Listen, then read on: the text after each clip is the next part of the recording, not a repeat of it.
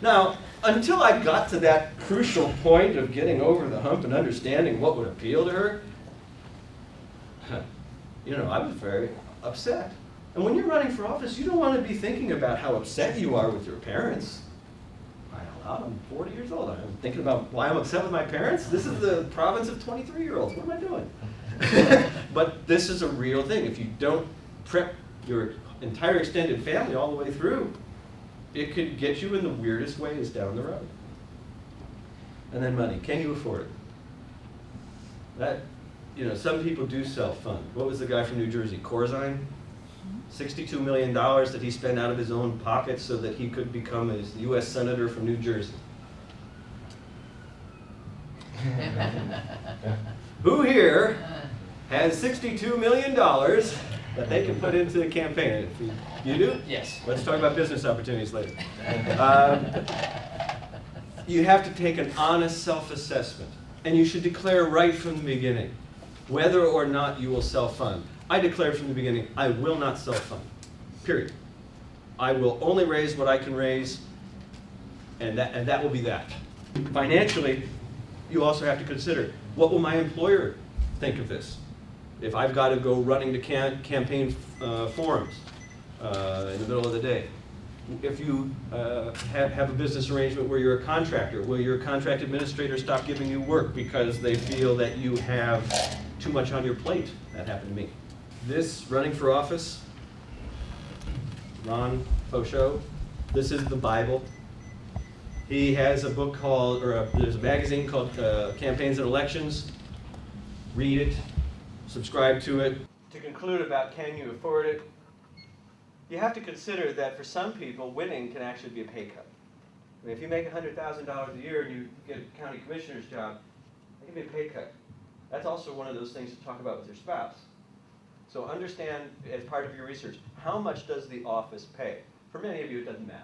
That's not why you're running, it doesn't matter. But for others, be real about the skeletons in your closet. This is important. It doesn't matter, really, in my opinion, what you're running for. If you have deep, dark secrets, don't think for a minute, oh, they'll never find that.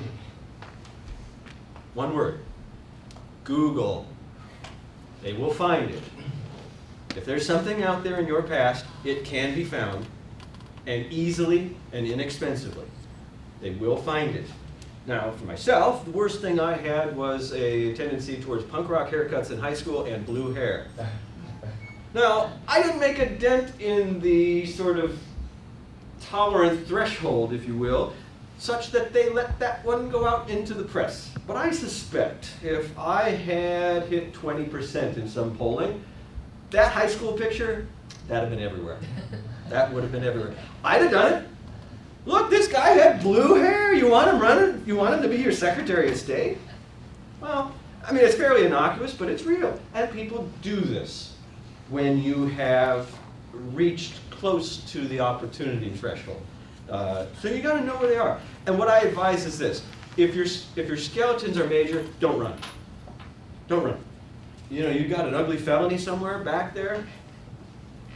Don't run. Save yourself the embarrassment. Save your family the embarrassment. Save the Libertarian Party the embarrassment.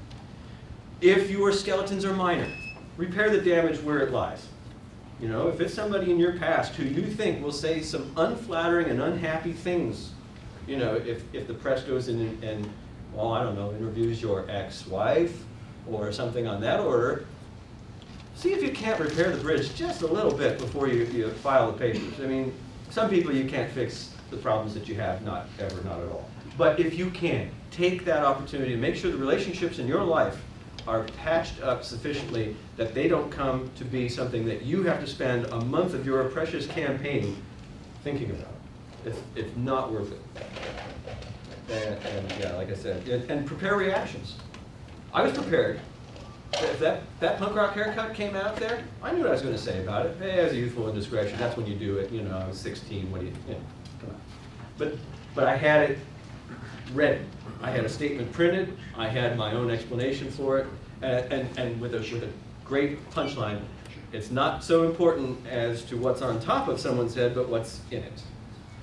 I had it fairly well worked out, and I was kind of actually hoping it might come out so I could use the punchline. What can you do?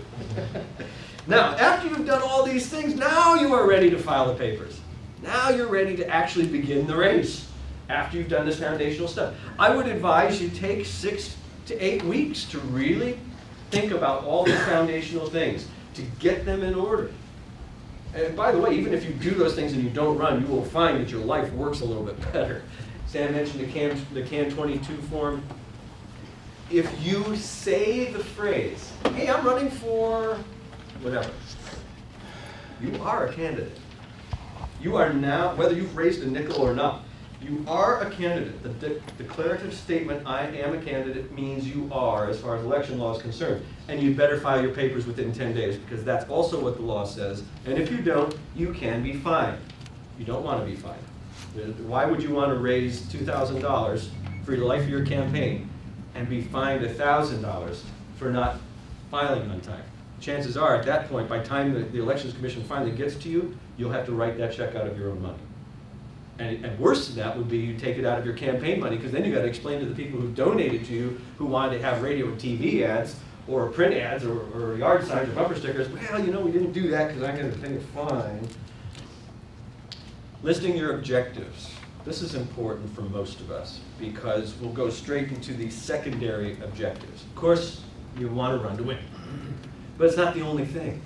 I would have been a very crushed man if I pinned all my hopes on winning the race for Secretary of State and came away with a 3.2 percentage result. However, I had my secondary objectives in place. 2%, as Chris pointed to, gave the entire state party ballot access. Oh, that's pretty cool. That's good stuff. Almost every office is going to have secondary objectives available to it, so that if you don't win, you will bring value to the voters in your districts. For me, something just came up now. I ran in 2006. Rebecca St. Burris ran, same office, Secretary of State, in 2002. We both had as a secondary objective that our issues would be co-opted by the major parties, and we found that this has finally happened. We were talking about the gerrymandering of districts, and you may have heard current Secretary of State, Todd Rokita, is now talking about this. Listen, that was not his bold idea, okay? But he took our idea and made it something that he's put forward because he wants to run for governor and he needs something to stand on. Whoa. So, allegedly.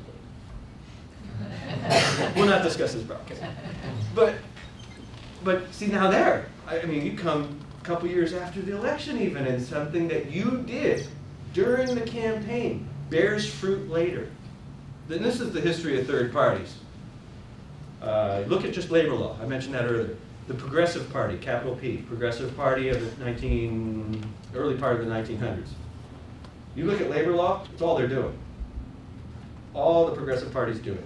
You look at the 40-hour work week, you look at child labor laws, you look at some of the regulations that have come. Say what you want about them, whether or not you agree, but they were effective in that regard, and they weren't electing a whole lot of people to office. This is something that you can do win or lose. You bring good ideas forward, you can stand back after it's done and watch them take that issue and make it their own. You may as well have been elected. The bottom line is getting policy across. Doesn't matter how you do it. So sort out what your secondary objectives will be. They can be tied not only to policy though, but to your districts. For instance, you may have it as an objective, I'm going to win my home precinct. Okay, I can't, if you're running for a statewide office, you can't walk the whole state. But I can walk my precinct. And I can win my precinct by going door to door to everybody in my precinct. And you will see, if you do walk your district, you will see your numbers go way up. They will go way up. You can run to educate voters. My objective is to get the message out and let them know that there's another way of thinking about how to solve the healthcare solution, or the healthcare problems, or what have you, name your issue. You can also run as a paper candidate.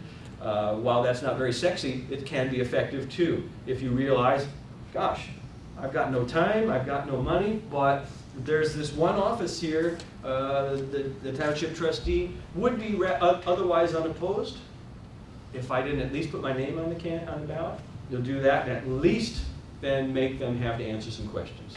The big concern of my wife in this particular instance Yes. is that she's seen a lot of political games that have been played throughout history. Yes. And her big concern is having a bunch of lies just made up and dumped on her. That's a tough one because you have no way to know what it would be until it actually falls in your lap. The best thing you can always do is just be prepared to bring forward the truth. But if somebody dumps a big zinger in your lap that's completely untrue, you call a press conference and you bring your family and your people that matter to you around you, you bring your team and you stand with you and let it be seen they support you, and this is crap. This is a lie, okay? You have to stomp that stuff down real fast.